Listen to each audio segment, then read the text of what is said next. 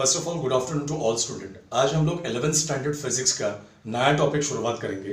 That is what chapter number 1 units and its measurement. So student, before going to start that topic that is what units and dimensions, सबसे important एक फंडा मैं आप लोगों को एक सिस्टम बताने वाला हूं। That is what MKS system. So इस एमकेएस सिस्टम में स्टूडेंट आप लोगों को ये ध्यान में रखना है, M stand for metre, K stand for kilogram और S स्टैंड फॉर सेकेंड। तो यहां पर जो M स्टैंड फॉर मीटर है तो ऑब्वियसली M किस में जाएगा? लेंथ इज फिजिकल क्वांटिटी में। K stand for kilogram, that's why K किस में जाएगा आप लोगों का? मास। और S stand for second, that's why S किस में जाएगा आप लोगों का? टाइम इज फिजिकल क्वांटिटी में जाएगा। तो आज के इस सेशंस में मैं आप लोगों को कुछ इंपॉर्टेंट यूनिट्स और डायमेंशंस कैसे क्रैक करना है, कैसे सॉल्व करना है, ये आप लोगों को बताऊंगा। तो पहला टॉपिक मैंने यहां पर लिया डेंसिटी। तो डेंसिटी का बेसिक फॉर्मूला फिजिक्स में क्या है? Density is equal to mass upon volume. तो मैं आप लोगों को फर्स्ट ऑफ ऑल डेंसिटी का यूनिट्स कैसे डेवलप करने का ये आपको बता देता हूं on the basis of only formula. So unit देखो, अभी यहां पर आप लोगों का क्या है? ऊपर मास। तो बेसिकली हम लोग जब मास रहेगा तो मास के लिए हम लोग क्या लेते हैं? केजी। सो दैट्स व्हाई मास की जगह पर मैंने क्या यूज किया? मास का यूनिट क्या असम्पशंस किया? केजी। ओके।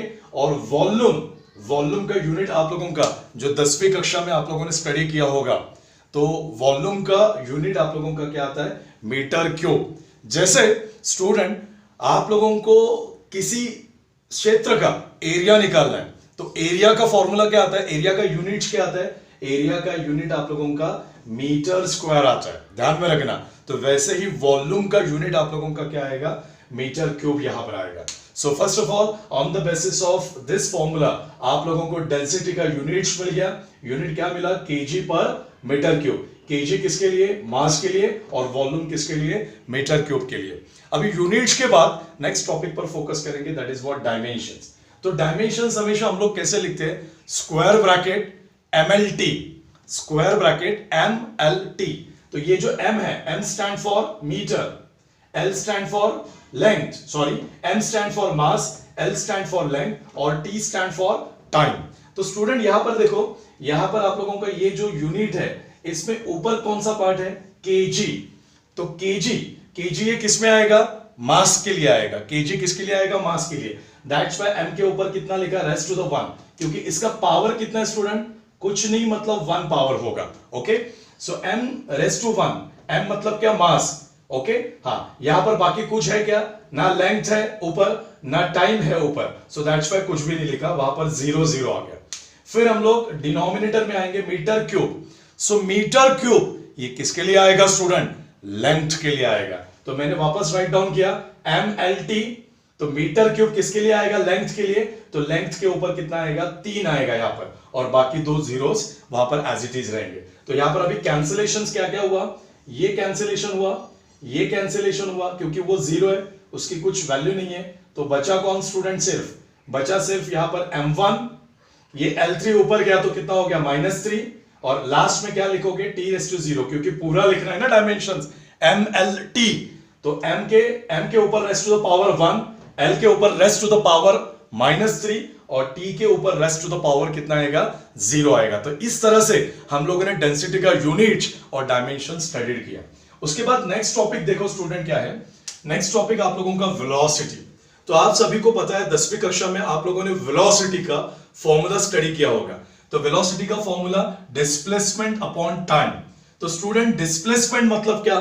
तो आप लोगों का डिस्प्लेसमेंट यानी लेंथ हो गया, डिस्टेंस हो गया। तो हम लोग लेंथ के लिए क्या लेते हैं? Metre. So that's why displacement के लिए यहां पर क्या लिखा? मीटर। और टाइम के लिए क्या असम्पशंस करते हैं? चेकआउट करो, सेकेंड्स। तो आप लोगों का इस तरह से वेलोसिटी का यूनिट क्या आ गया? मीटर पर सेकेंड। देखो यहां पर ऊपर के लिए डिस्प्लेसमेंट के लिए मीटर और टाइम के लिए हम लोगों ने क्या असम्पशन किया? सेकेंड। तो यूनिट क्या आ गया आप लोगों का? मीटर पर सेकेंड। जनरली जब हम लोग डायमेंशन सॉल्व करते हैं तब वो डायमेंशंस यूनिट्स के आधार पर ज्यादातर हम लोग सॉल्व करते हैं। तो हम लोग डायमेंशंस अभी चेकआउट करेंगे। डायमेंशंस लिखा। अभी स्टूडेंट ये आप लोगों का क्या है? मीटर। सो मीटर किसके लिए आएगा? लेंथ। तो यहां पर मैंने MLT लिख दिया और लेंथ के ऊपर कितना लिख दिया? 1, क्योंकि यहां पर पावर कितना है? 1 है ना। ओके, ठीक है। नेक्स्ट डिनोमिनेटर में कौन है? सेकंड। सेकंड किसके लिए आता है? टाइम। तो यहां पर डिनोमिनेटर में भी मैंने लिख दिया MLT, लेकिन टाइम के ऊपर कितना लिख दिया मैंने? 1। ओके, तो बाकी जीरो वाले सब कैंसिलेशंस कर देता हूं। ये जीरो, ये कैंसिलेशंस हो गया, ये भी कैंसिलेशंस हो गया, ये भी कैंसिलेशन हो गया। ओके, तो बचा कौन? L1 है, देखो दिस वन, और ये T1 नीचे था ना डिनोमिनेटर में, तो वो ऊपर शिफ्ट हो गया, तो ऊपर गया तो वो माइनस में चला गया। तो L और T था लेकिन M नहीं था, तो M की जगह पर रेस्ट टू द कितना पावर लिख दिया हम लोगों ने? 0। तो जनरली डायमेंशंस हम लोग किसके आधार पर निकालेंगे? उसके यूनिट्स के आधार पर निकालोगे तो आप लोगों को इजीली कैलकुलेटेड होगा। ओके, उसके बाद नेक्स्ट टॉपिक आप लोगों का है एक्सीलरेशन। एक्सीलरेशन का आप लोगों का फॉर्मूला वहां पर क्या है? Acceleration is equal to velocity upon time. तो मैंने यहां पर लिख दिया। सो यूनिट, वेलोसिटी का यूनिट स्टूडेंट आप लोगों का क्या है? चेकआउट, वेलोसिटी का यूनिट मीटर पर सेकेंड, तो मैंने वेलोसिटी के जगह पर मीटर पर सेकेंड लिखा। टाइम का आप लोगों का यूनिट क्या है? सेकेंड। ओके, लेकिन मुझे एक बात बताओ, ये एज इट इज लिखा लेकिन सेकेंड के नीचे कुछ नहीं था, दैट्स व्हाई S अपॉन 1 लिखा। फिर ये पूरा आप लोगों का किस में? डिवाइड में है, तो डिवाइड का मैंने किस में कन्वर्ट किया? इनटू। तो इनटू में करते समय ये उल्टा हो गया, तो दैट्स व्हाई 1 अपॉन S। तो M S इंटू S कितना आ गया? S square. तो आप लोगों का यहां पर एक्सीलरेशन का यूनिट्स क्या आ गया? मीटर पर सेकेंड स्क्वायर। अभी इसी यूनिट्स के ऊपर मैं वहां पर डायमेंशंस कैलकुलेटेड करूंगा। कैसे? देखो डायमेंशंस, ये ऊपर स्टूडेंट आप लोगों का क्या है? मीटर। सो मीटर यानी स्टूडेंट क्या? लेंथ। तो यहां पर सिर्फ लेंथ के ऊपर कितना आएगा? 1, और बाकी दोनों कैसे रहेंगे? 0। फिर मैं यहां पर डिनोमिनेटर में आऊंगा। डिनोमिनेटर में वहां पर स्टूडेंट क्या लिखा है? S square, second square. तो सेकेंड किसका आएगा? टाइम का। तो MLT, टाइम के ऊपर कितना आएगा? 2, क्योंकि यहां पर रेस्ट टू द पावर 2 है, दैट्स व्हाई 2, और बाकी दोनों 0 रहेंगे। तो ये 0, ये 0, इसको कंसीडर नहीं करेंगे, ये 0, ये 0। तो बचा कौन स्टूडेंट? L1 बचा, और ये T2 नीचे था ना, तो वो ऊपर शिफ्ट हो गया, दैट इज व्हाट? -2। तो L और T लिख के हम लोग नहीं रोक सकते, क्योंकि वो पूरा आप लोगों को लिखना है। तो मैंने बाद में M भी वहां पर लिख दिया, लेकिन M का वैल्यू कुछ भी नहीं था, दैट्स व्हाई मैंने वहां पर 0 लिख दिया।